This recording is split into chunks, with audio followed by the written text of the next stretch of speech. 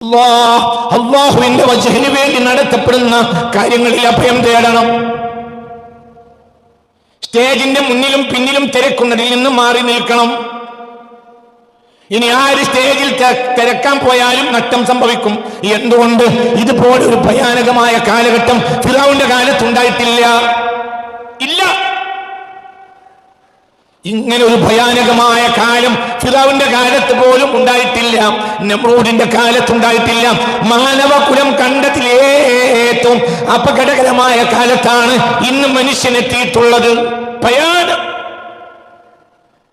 ഈ കാലത്തിനെയാണ് ദുഹാൻ എന്ന് പറയുന്നത്. അടുത്ത ക്ലാസ്സിൽ അല്പം വിശദീകരിക്കും. ദുഹാൻ ഞാൻ പലവട്ടങ്ങളോട് പറഞ്ഞിട്ടുണ്ട്. ദുഹാൻ 1900 തുടങ്ങി.